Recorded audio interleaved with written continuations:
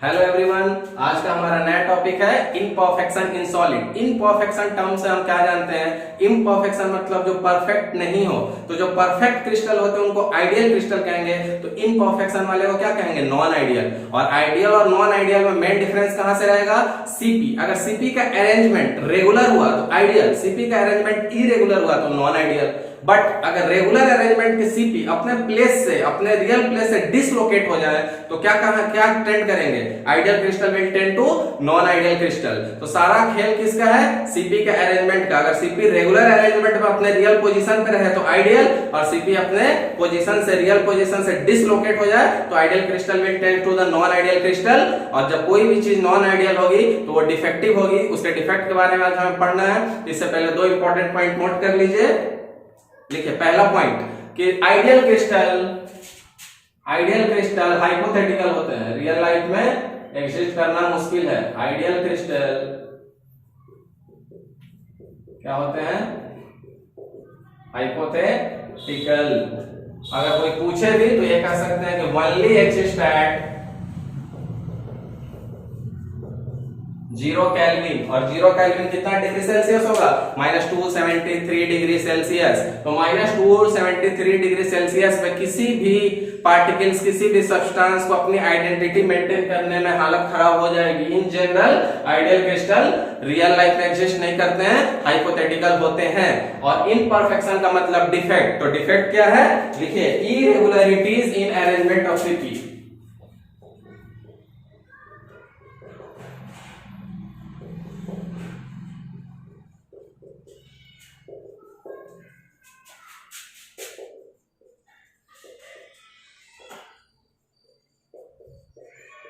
Irregularities in arrangement of CP. CP का मतलब क्या होता है? Constituent particles.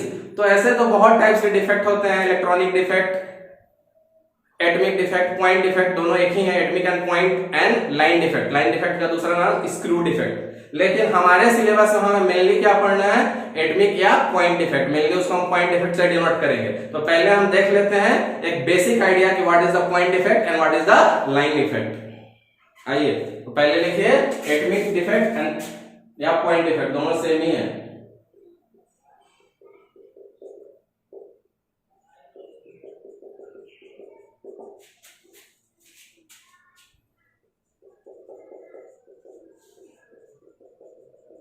इसी को स्क्रू इफेक्ट भी कहते हैं, इसी को एटॉमिक इफेक्ट भी कहते हैं। तो पॉइंट डिफेक्ट क्या है और लाइन डिफेक्ट क्या है? तो पहले हम एक बेसिक डिफरेंस पढ़ लेंगे कि what is the point defect and what is the line defect. उसके बाद हम डिफेक्ट्स को क्लासिफाई करेंगे वेरियस पैरामीटर्स पे। लेकिन पहले हमें थोड़ा बेसिक जानना जरूरी है कि डिफेक्ट्स कैसे क्रिएट होते हैं, सीपी कैसे डिसलोकेट होती है अपने रियल पोजीशन से, और सीपी के रियल पोजीशन से डिसलोकेशन के कारण जब ideal crystal non ideal crystal में मूव करता है तो जो प्रॉब्लम्स आती है उसको डिफेक्ट्स कहते हैं, due to the irregularities of arrangement in CP. तो चलिए पॉइंट डिफेक्ट को पहले समझते हैं। देखिए, कोई क्रिस्टल ऐसे होगा, A B A B A, regular arrangement जा रहा है तो ए के बाद क्या होगा? बी ए बी, यहां पे गायब हो गया ए, बी के बाद ए बी ए बी ए। तो यहां पे देखिए क्या हो गया? एक पॉइंट पे वैकेंसी आ गई, यहां से सीपी मूव कर गए कहीं पे, तो एक कौन सा डिफेक्ट हो गया? पॉइंट डिफेक्ट, जो हमें पढ़ना है अपने सिलेबस में। पर हम थोड़ा सा ओवरव्यू ले लेंगे, लाइन डिफेक्ट भी क्या होता है। तो देखिए, ए बी कोई मूव कर गया, बी मूव कर गया, बी रब कर देता हूं, कोई कंफ्यूजन नहीं रहे। सारे रेगुलर अरेंजमेंट है, इसलिए आप प्रेडिक्ट कर सकते हैं कि आगे क्या होगा। मुझे बताने की जरूरत नहीं होनी चाहिए। ए बी डिफेक्ट, खाली सीपी गायब, ए के बाद बी ए के जगह पे गायब, बी के बाद ए बी गायब, ए गायब, फिर से बी ए, और बढ़ा सकते हैं बी। अब यहाँ जरा ध्यान से देखिए, यहाँ पे सिर्फ एक पॉइंट से सीपी डिसलोकेट हुआ था, यहाँ पे पूरी लाइन में सीपी का डिसलोकेशन है। पूरी लाइन में सीपी का डिसलोकेशन है, इस पूरी लाइन से सीपी डिसलोकेट हो चुके हैं अपने रियल पोजीशन से, इस डिफेक्ट को क्या कहेंगे? Line defect. क्या दोनों में आप डिफरेंस इजीली बता सकते हैं?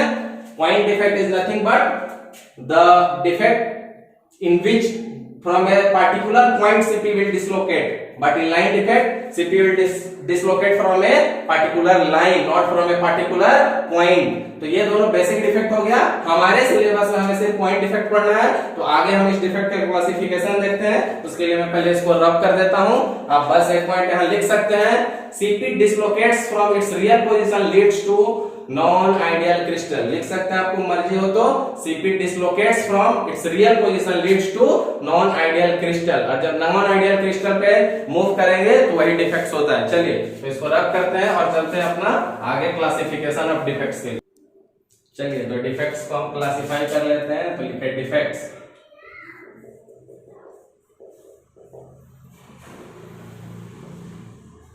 डिफेक्ट्स को क्लासिफाई करना, उसके पहले लिख लीजिए कि डिफेक्ट्स होता क्या है। तो मैंने आपको बताया है कि CP dislocates from its real position leads to non ideal crystal। CP dislocates from its real position leads to non ideal crystal।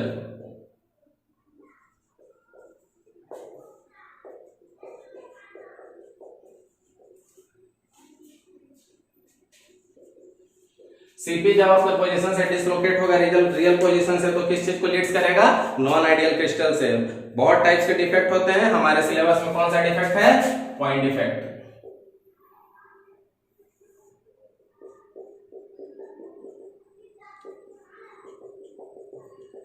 Point defect को पहले ब्रॉडली दो भाग में हम बांटेंगे, नॉन आयनिक एंड आयनिक।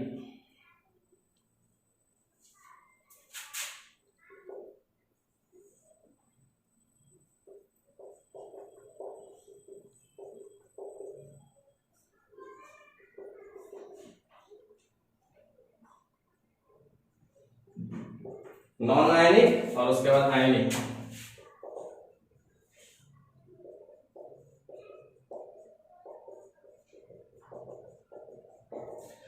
तो जनरली डिफेक्ट्स में कौन सा पढ़ना हमारे सिलेबस में? Point defect. पॉइंट डिफेक्ट का ब्रॉडली क्या हुआ? Non ionic defect and ionic defect. Non ionic के अंदर दो होते हैं, उसको लिखिए, सब लिखते जाइए। अभी बस एक फ्लो चार्ट बना रहा हूं मैं, सब वन बाय वन आपको पूरा का पूरा क्लियर करूंगा। ये लिखे वैकेंसी डिफेक्ट।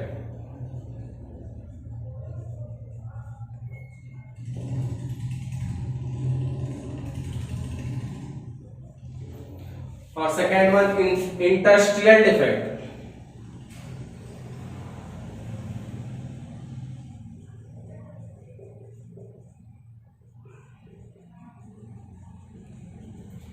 ठीक है, नॉन आयनिक के अंदर वैकेंसी एंड इंटरस्टिशियल। आयनिक के अंदर लिखिए, आयनिक के अंदर भी पहले दो बड़े ब्रॉड डिवीजन, स्टेचियोमेट्रिक, STOICHIOMETRIC,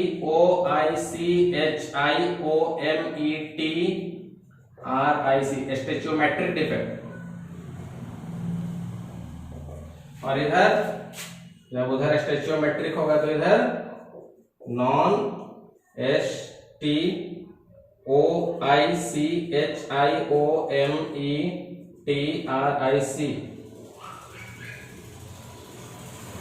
ठीक है, अब इसके बाद इनके भी दो डिवीजन लिख लीजिए।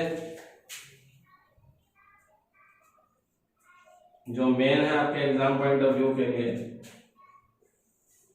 यहां शॉर्ट टी, SCHOTTKY,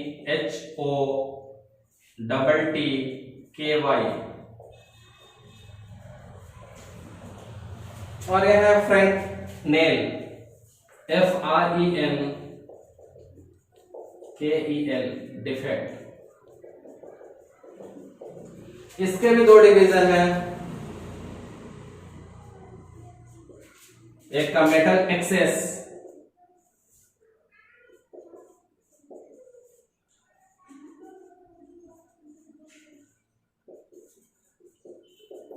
और एक में मेटल डेफिशिएंट।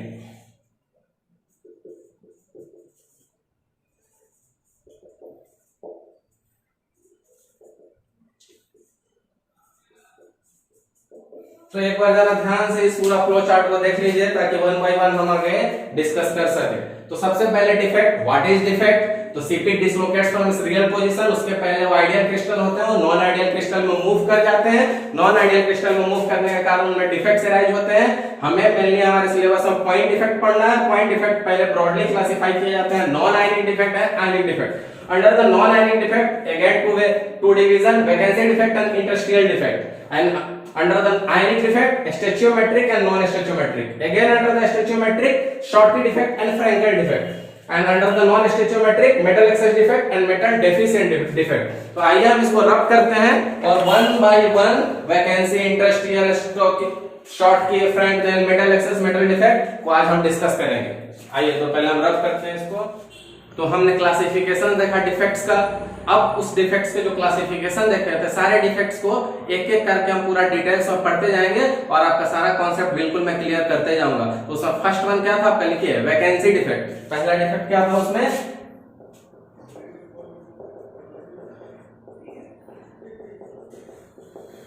पहला था उसमें वैकेंसी डिफेक्ट। नाम से ही क्लियर हो रहा है क्या राइज होगा, वैकेंसी। वैकेंसी कहां पे होगा, तो एक लाइन नोट कर लीजिए, when some of the lattice sites are vacant, when some of the lattice sites are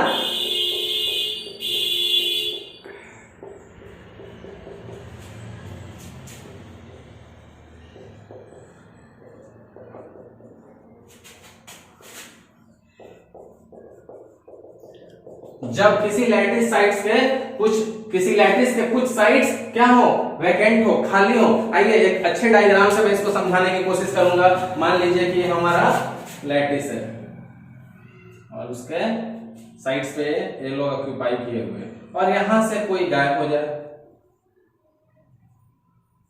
अब जरूरी नहीं है कि एक ही जगह से गायब हो, अगर आपकी मर्जी हो तो आप दो जगह से, कहीं से भी, कोई जरूरी नहीं है कि एक ही जगह से गायब हो, आप दो जगह से भी गायब कर सकते हैं। तो ये जो हमारा राउंड सर्किल है वो हमारे लैटिस के साइड्स है जिसपे उसके सीपी ऑक्यूपाइड है। बट ये हमारा जो बॉक्स है, रेक्टेंगुलर है, स्क्वायर, इस बॉक्स की जगह पे क्या है, वैकेंसी है। वैकेंसी का मतलब यहाँ के जो इसके साइड्स हैं वो वैकेंट है। अब साइड्स वैकेंट होने से क्या प्रॉब्लम हो गई, क्या लॉस हो गई, ये समझेंगे। अब ओवरऑल अगर इनको कंक्लूड करें तो आप देखिए कि पहले इसमें कितने साइड्स थे, 1 2 3 4 8 12। अब आउट ऑफ 12 2 साइड्स क्या हो गए, वैकेंट हो गए। तो ओवरऑल इनकी डेंसिटी क्या होगी, ओवरऑल इनकी डेंसिटी डिक्रीज करेगी क्योंकि दो प्लेस क्या हो गए, खाली हो गए। तो लिख लीजिए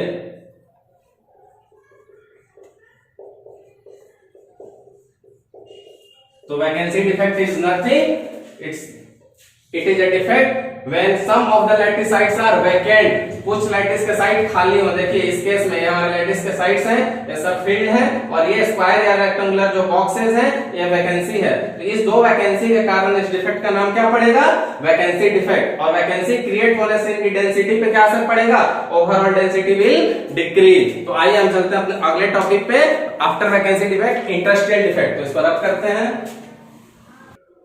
चलिए अब चलते हैं अपने अगले डिफेक्ट पे, interstitial site, interstitial defect. Sorry,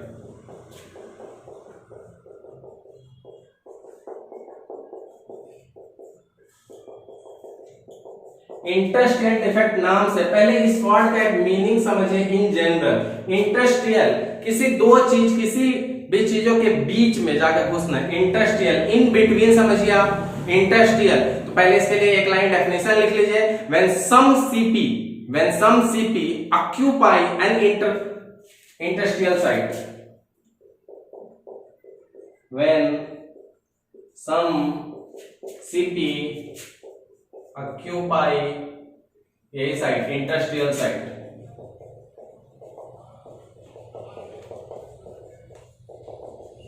तो जब कोई एक या एक से अधिक कंस्टिट्यूएंट पार्टिकल्स किसी इंटरस्टिशियल साइट में जाके अपना प्रेजेंस दे तो उस डिफेक्ट को क्या कहेंगे, इंटरस्टिशियल। तो अगर कोई हमारा नॉर्मल साइट है, उस नॉर्मल साइट से कुछ निकल जाए तो वैकेंसी, वो भी हमारे लिए प्रॉब्लम है, डिफेक्ट। और कुछ एक्स्ट्रा आके जुट जाए वो भी हमारे लिए प्रॉब्लम है, इंटरस्टिशियल। तो अगर आइडियल क्रिस्टल्स के सीपी में से कुछ सीपी अपने जगह को छोड़ देंगे तो वैकेंसी अराइज होगी। That defect is known as vacancy defect. Previous one, and यहाँ पे क्या होगा कि जो हमारे रेगुलर सीपी है उनमें कुछ एक्स्ट्रा आके हमारे इन बिटवीन उनका ऑक्यूपाई करेंगे, और इसे डिफेक्ट को क्या कहेंगे, इंटरस्टियल डिफेक्ट। आइए डायग्राम से समझे। ये हमारे रेगुलर वन है, ये हमारे रेगुलर वन है, और इसमें इन लोगों के बीच में आके कोई सीपी अगर ऑक्यूपाई कर जाए तो उसको क्या कहेंगे, इंटरस्टियल डिफेक्ट। क्यों?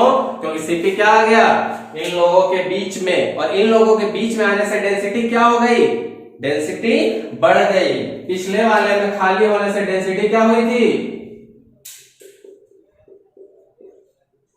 पिछले वाले में खाली होने से डेंसिटी घट गई थी, तो इसमें इन बिटवीन एक्स्ट्रा पॉइंट आने से डेंसिटी क्या हो गई, बढ़ गई। तो it is very clear that vacancy defect is nothing when some of its lattice sites are vacant. Original place में से कुछ लोग वैकेंट हो जाते थे और डेंसिटी हमारी क्या होती थी, घट जाती थी। बट इन इंटरस्टियल इन बिटवीन जो हमारे रेगुलर अरेंजमेंट ऑफ सीपी हैं उनके अलावा कुछ और आके इन बिटवीन एक्स्ट्रा आके इसमें ऑक्यूपाई कर लेंगे, और एक्स्ट्रा ऑक्यूपेंसी से हमारी डेंसिटी क्या हो जाएगी, इंक्रीज। तो आपका दो डिफेक्ट क्लियर हुआ, वैकेंसी एंड इंटरस्टियल। आइए इसको रब करते हैं और चलते हैं अपने अगले डिफेक्ट पे।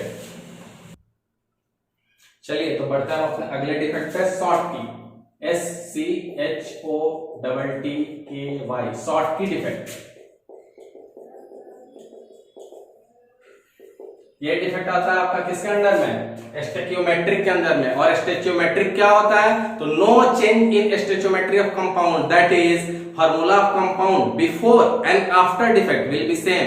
स्टोइकियोमेट्रिक में क्या होगा कि कोई भी चेंजेस नहीं होंगे कंपाउंड के स्टोइकियोमेट्री में, और इसका मतलब क्या हुआ कि formula of compound before and after defect will be same. तो उसके अंदर में हमारा पहला कौन सा, शॉर्टकी डिफेक्ट। इसके अंदर इसके लिए एक छोटा सा डेफिनेशन आप लिखेंगे, क्या है शॉर्टकी डिफेक्ट में, लिखिए पेयर ऑफ, पेयर मतलब एक केटायन एक anion, pair of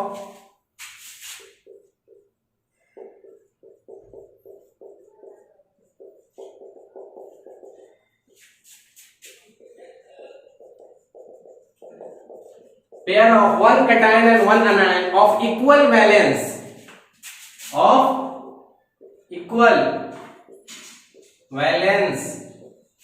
is missing। अब थोड़ा सा आपको आइडिया चल रहा होगा कि what is the Schottky defect. Schottky defect में क्या होगा, पेयर ऑफ, पेयर का मतलब किसका, एक केटायन का और एक एनायन का, दोनों पेयर में जो इक्वल वैलेंस में होंगे वो मिसिंग होंगे। मिसिंग का मतलब क्या होगा, कम होगा। जनरली हम लोग कम होता है उसको क्या करते हैं, शॉर्ट कर गया, हमारा कोई सामान शॉर्ट कर गया, किसी की हाइट शॉर्ट कर गई, शॉर्ट रह गई, तो शॉर्ट। इसी से आप याद रखेंगे शॉर्ट की, शॉर्ट मतलब कम। तो देखिए पेयर, एक पेयर, दो पेयर, तीन पेयर, हमेशा पेयर्स में निकलेंगे, एक कैटायन और एक एनायन, और इक्वल वैलेंस करेंगे, और जब वो मिस करेंगे यानी वहां से हटेंगे, कम होंगे, कम होने को क्या कहते हैं, शॉर्ट। शॉर्ट से रिलेशन क्या रहेगा, शॉर्ट की। तो एक ऐसा डिफेक्ट जिसमें हमेशा कैटायन और एनायन का पेयर अपने जगह से मिस करे, और ये कोई भी पेयर अपने जगह से मिस करे, तो हमारा जो पिछला हमने पढ़ा था उसमें मिसिंग किसमें थी, वैकेंसी डिफेक्ट में मिसिंग होती थी, इंटरस्टियल में एक्स्ट्रा आता था। तो एक तरह एक्चुअली देखा जाए तो बेसिकली ये क्या है, basically it is a vacancy defect.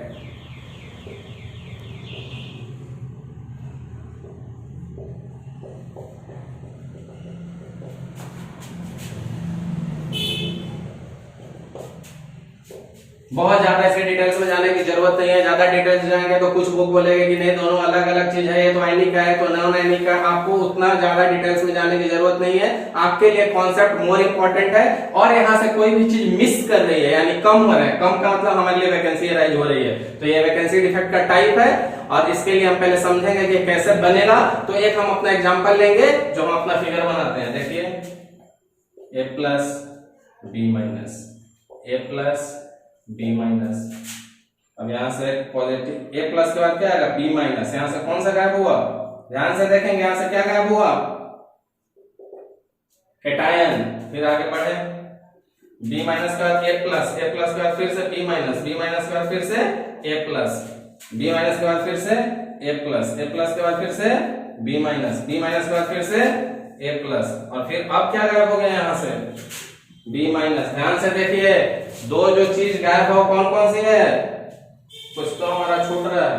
अच्छा ये हमारा छूट नहीं रहा है, हमने अलग से लिखा है। देखिए ध्यान से, रेगुलर अरेंजमेंट है A B A B A B B A B A B A B A B.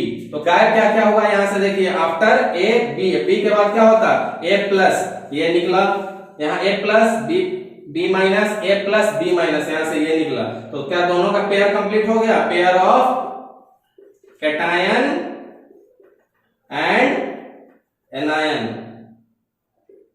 Pair of cation and anion. तो जब किसी भी लैटिस से एक पेयर कैटायन और एनायन का equal balance plus and equal minus का मिसिंग हो तो उस डिफेक्ट को क्या कहेंगे, शॉर्टकी। पर शॉर्टकी डिफेक्ट होने के लिए कंडीशन क्या होना चाहिए, पहले वो लिख लीजिए। कंडीशन होना चाहिए कोऑर्डिनेशन नंबर इसका बहुत हाई होना चाहिए। शॉर्टकी डिफेक्ट को फुलफिल करने के लिए जो कंडीशन होनी चाहिए, तो फर्स्ट कंडीशन क्या होनी चाहिए, कोऑर्डिनेशन नंबर इसका हाई होनी चाहिए। दूसरा इसमें radius of cation and radius of anion almost equal होने चाहिए। Radius of cation is almost equal to radius of anion. क्यों होना चाहिए, इसको जानने के लिए जब हम NaCl का स्ट्रक्चर पढ़ेंगे तो हमें पता चलेगा कि साइज से क्या मतलब होता है। बट एक चीज आपको मैं यहाँ क्लियर कर दूं ताकि यहाँ आपका कॉन्सेप्ट क्लियर हो जाए। वैकेंसी एराइज होने के लिए छोटी साइज होने की जरूरत नहीं है, बट इंडस्ट्रियल किसी के बीच में जाने के लिए छोटे साइज का होना आपको जरूरत है। फॉर एग्जांपल, आप किसी ऑटो से जा रहे हैं, ऑटो क्राउडेड है, किसी को उतरना है वैकेंसी, तो अगर 4 लोग बैठे हुए हैं तो उसमें से चाहे मोटा उतरे या पतला, हमें कोई प्रॉब्लम नहीं, कोई भी जा सकता है। इसमें कोई कंडीशन नहीं है कि किसी को वैकेंसी क्रिएट करने के लिए मोटा हो या पतला हो, कोई भी जाए। इसीलिए चाहे कैटायन या एनायन इक्वल साइज के हो, हमें यहाँ फर्क नहीं पड़ेगा किसमें, वैकेंसी में। बट इंडस्ट्रियल 3 लोग पहले से बैठे हुए हो और इंडस्ट्रियल साइड पे आके बैठनी हो तो 3 लोगों के बीच में चौथा बैठने के समय यह ध्यान देना पड़ेगा कि जो बैठने आए उसकी साइज कम हो। क्लियर। वैकेंसी क्रिएट करने के लिए साइज का कोई बाउंडेशन लिमिट नहीं है, चाहे वो कैटायन हो या एनायन, चाहे बड़ा या छोटा, दोनों इक्वल रहे, चल सकता है। कैटायन भी निकले एनायन भी निकले, किसी भी साइज का निकले, वैकेंसी क्रिएट होगी। But in case of industrial, जब किसी 2 लोगों के बीच में आकर बैठी हो तो बीच में जगह कम रहती है, तो आने वाले का साइज छोटा होना चाहिए। वो हम अगले केस में देखेंगे। इस केस में कैटायन और एनायन की रेडियस ऑलमोस्ट सिमिलर होनी चाहिए, क्योंकि वैकेंसी क्रिएट करने के लिए कोई कंडीशन की जरूरत नहीं है, चाहे वो कैटायन और एनायन हो, किसी भी रेडियस का दोनों निकल सकते हैं। तो इसमें कुछ एग्जांपल्स लिखिए, NaCl, KCl, CgCl।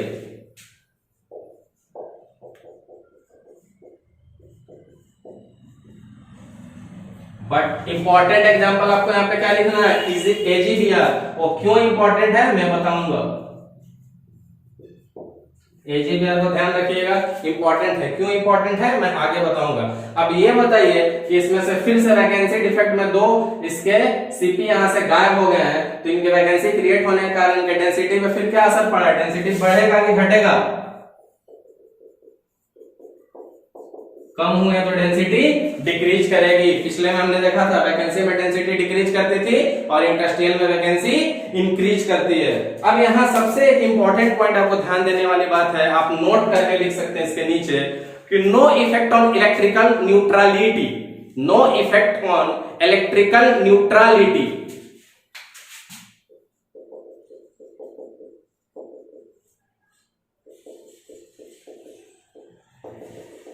क्यों? क्योंकि जो भी वैकेंसी जा रही है पेयर में जा रही है, जितने प्लस जा रहे हैं उतने ही माइनस जा रहे हैं, बिकॉज पेयर के कारण जितने प्लस निकल जा रहे हैं उतने माइनस। ये नोट बहुत इंपॉर्टेंट है। तो जितना प्लस निकला उतना माइनस, इसलिए इसके न्यूट्रलिटी पे कोई फर्क नहीं पड़ेगी।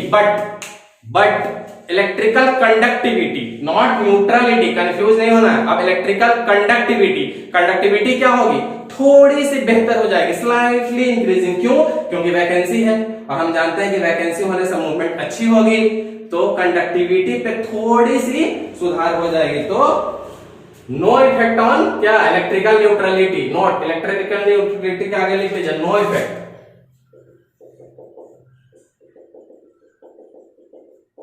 बट इलेक्ट्रिकल कंडक्टिविटी,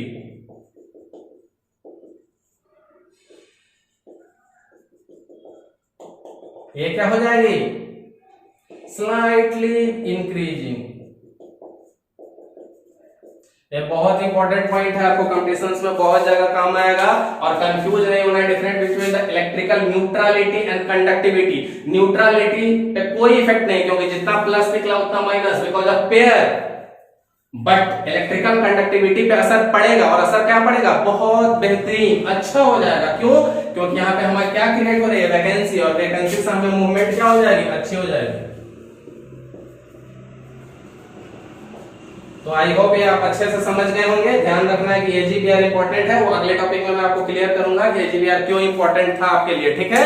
तो आइए हम इसको रब करते हैं और चलते हैं अपने अगले टॉपिक पे, फ्रैंकनेट इफेक्ट।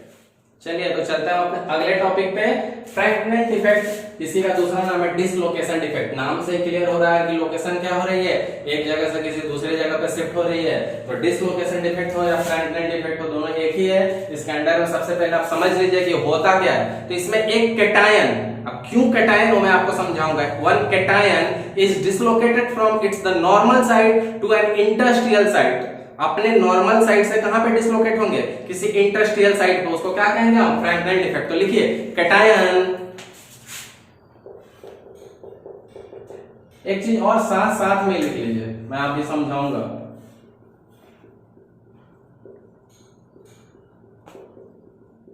क्योंकि आप ये बात पूछ सकते हैं कि क्यों सिर्फ कैटायन, तो मैं इसको क्लियर ही कर दूं क्यों सिर्फ कैटायन। क्योंकि आपको ये पता होगा कि कैटायन की साइड छोटी होती है इन जनरल और एनायन की साइड बड़ी। इंडस्ट्रियल साइड में जाना है, इंडस्ट्रियल मतलब पहले से लोग बैठे हुए हैं, आपको एक्स्ट्रा साइड ऑक्यूपाई करनी है। तो वही मैंने अभी बोला, वैकेंसी में साइज की लिमिट नहीं है, चाहे बड़ा वाला निकले या छोटा। इसलिए पिछले वाले में कंडीशन क्या थी, R plus approx equal to R minus कोई भी निकले। पर यहाँ ऐसा नहीं है, यहाँ किसी दो लोगों के बीच में जाके बैठे हैं, इसलिए छोटा साइज होना कंपलसरी है। और जनरली छोटा कौन होता है, कैटायन। तो यहाँ पे सिर्फ और सिर्फ कैटायन इज डिसलोकेटेड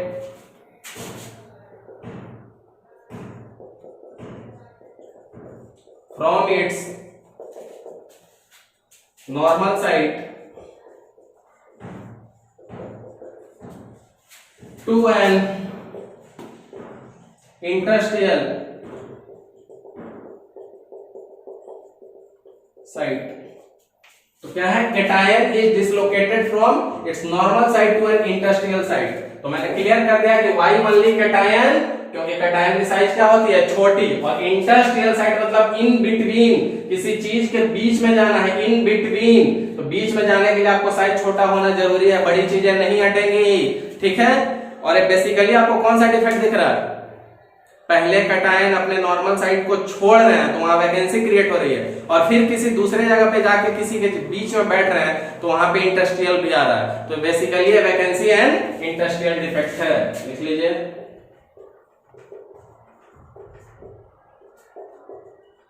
दोनों है।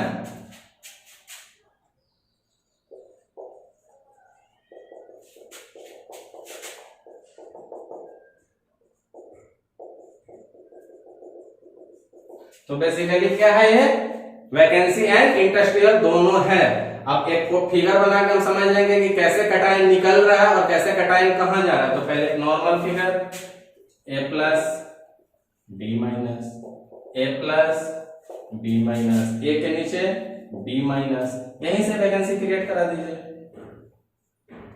तो यहां से क्या गायब हुआ, कैटायन। ध्यान रहे, A प्लस नॉर्मली क्या आएगा, B माइनस, सॉरी हाँ ठीक है, B minus, A plus, B minus, A plus, alternate रहेगा, रेगुलर अरेंजमेंट। B के नीचे A plus B minus, A plus B minus, verify कर लीजिए।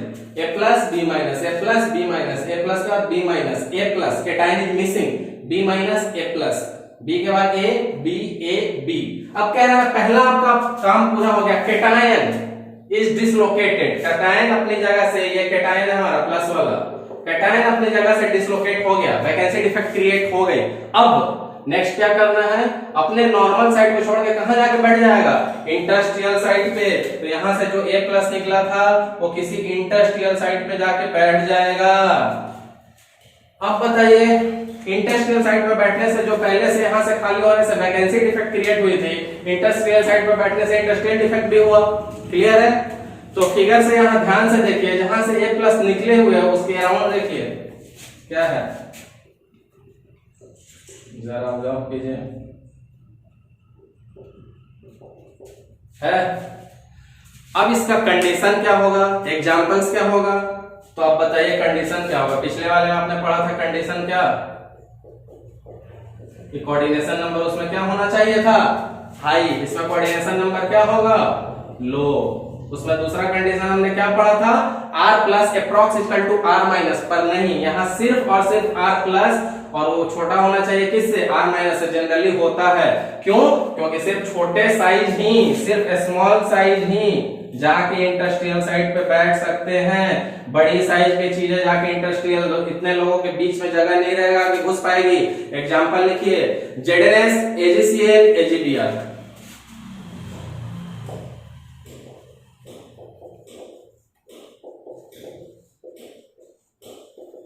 याद कीजिए, पिछले वाले में मैंने क्या बोला था कि एजीबीआर क्या है, इंपॉर्टेंट है। पिछले वाले में मैंने बोला था इंपॉर्टेंट क्यों है, क्योंकि एजीबीआर दोनों तरह के डिफेक्ट को शो कर रहा है, शॉर्टकी एंड फ्रैंक्शनल बोथ। इसलिए पिछले वाले में मैंने एजीबीआर में स्टार लगाया था। एजीबीआर ऐसा है जो दोनों टाइप शो करता है, और इससे हमारे डेंसिटी पे ओवरऑल का क्या इफेक्ट पड़ेगा, ये बताइए। डेंसिटी पे क्या पड़ेगा, प्रीवियस वन में वैकेंसी क्रिएट होने से डेंसिटी क्या हुई थी, घटी थी। यहां से वैकेंसी तो क्रिएट हुई, जो यहां से उठा वो यहां आके बैठ गया, तो ओवरऑल उतना ही है। इधर से ऑटो से लेफ्ट से उतरा, राइट से उसी ऑटो में बैठ गया, डेंसिटी पे कोई फर्क नहीं पड़ा। तो यहां पे density remains same, density remains same. अब यहां पे फिर से वही दो note, electrical conductivity and electrical neutrality. तो फिर से जो प्रीवियस में था सेम नोट, इलेक्ट्रिकल न्यूट्रलिटी पे क्या फर्क पड़ेगा,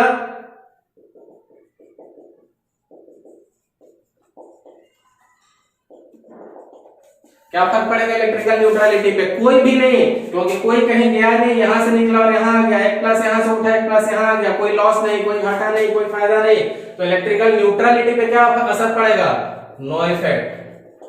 बट इलेक्ट्रिकल कंडक्टिविटी पे क्या फर्क पड़ेगा,